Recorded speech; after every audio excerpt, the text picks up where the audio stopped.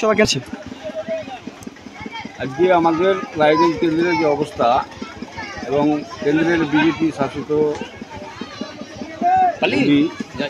যারা বিভাজনের রাজনীতি করছে তার বিপক্ষে এবং রাজ্যের দুর্নীতির বিরুদ্ধে মানুষ আমাদের প্রার্থীকে ইন্ডিয়া জোটের প্রার্থীকে ভালো ভোট দিয়েছে এবং স্বতঃস্ফূর্তভাবে অবাধভাবে নির্বাচন হলো। এই নির্বাচনটা আমরা আশা করেছিলাম যেভাবে সেটাই হলো, ভালো ভোট দিয়েছে আমরা আশা করি। আজকে আপনাদের এই দোমনা পঞ্চায়েতের যে আপনার যে বুথ পূর্ব ফতেপুর, এখানে আপনাদের হাওয়া কেমন? এখানে হাওয়া আমাদের আরও ভালো, খুব ভালো, জোটের হাওয়া খুবই ভালো। এলাকার লোকজন কি কেন্দ্রে যা বিজেপি সরকার, আমাদের যে ফাঁসির সরকার, যে আমাদের দেশের যে অবস্থা আমাদের এবং রাজ্য সরকার দুর্নীতিগ্রস্ত সরকার, তার বিরুদ্ধে আমাদের প্রার্থী এবং জোট প্রার্থী ইন্ডিয়া জোট যদি জিতে, আমাদের যেসব রাহুল গান্ধী ভারত যাত্রায় বলেছে, ভারত জোড়ো যাত্রায় বলেছে 5টা নাই, সেটা পূরণ হবে এবং এলাকায় আমাদের অনেক জিনিস থেকে বঞ্চিত আমাদের প্রাক্তন প্রিয়া দাসবংশী স্বপ্ন, আমাদের একটা রায়গঞ্জ এইমস হতে যায়নি আজকে মমতা ব্যানার্জি এবং কেন্দ্র সরকার সেটাও তো করলো না। আমাদের কংগ্রেস যখন ইউপিএ ক্ষমতায় ছিল এবং অনুমোদন তারা এখান থেকে কল্যাণী দেন, এগুলো আমাদের খুব জরুরি, এটা আমরা করবো। অবশ্যই আমাদের তো এটা রেকর্ড আছে, আমাদের রায়গঞ্জ এবং উত্তর দিনাজপুর এটা কংগ্রেসের ঘাঁটি, মধ্যখানে এইটা বিগত টার্মটা বিজেপি, এক সময় একবার সিপিএম সেলিম সাহেব জিতেছে, বাকি তো আমাদেরই কংগ্রেসের প্রার্থী এলাকায় জিতেছে। আপনার নাম? কোন দায়িত্বে রয়েছেন? আমি জাতীয় কংগ্রেসের আমাদের ভিক্টরকে জিতার জন্য হর জায়গা থেকে সব থেকে এখানে 12 নম্বর ওয়ার্ডে লিড করব আমরা।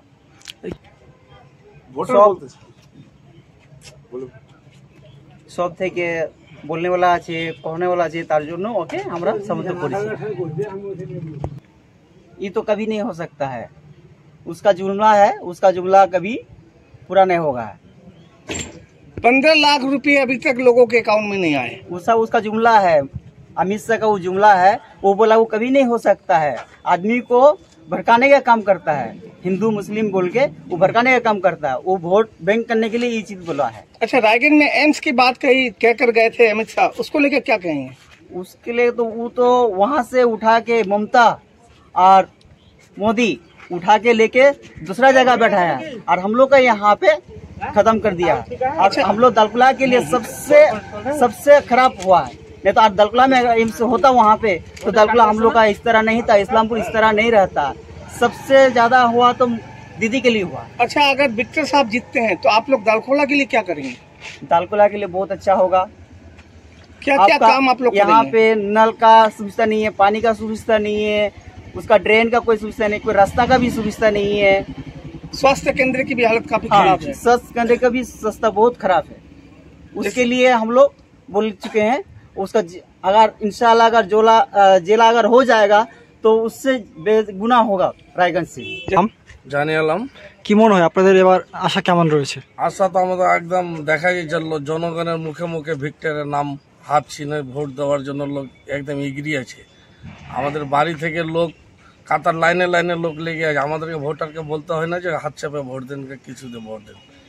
থেকে গেল স্বাস্থ্যকে, এই যে আমাদের দালখোলা এমন একটা রাজ্য, আমরা এখানে বাস করি দালখোলার বুকে, না এখানে আছে একটা হসপিটাল, না কিছু সুবিধা আছে। একটা আমাদের মা বোনের যদি ডেলিভারি পেশেন্টের যদি সুবিধা হয়, আমাদেরকে এখানে থাকি খাওয়া দাওয়া করি, এখানে বিহারে 22 হসপিটালে নিয়ে যেতে লাগে। এখানে আমরা যদি জিতি, ভিক্টর তাকে বলে আপ্রাণ চেষ্টা করব, আমরা এখানে একটা স্বাস্থ্য কেন্দ্র খোলার ব্যবস্থা করব।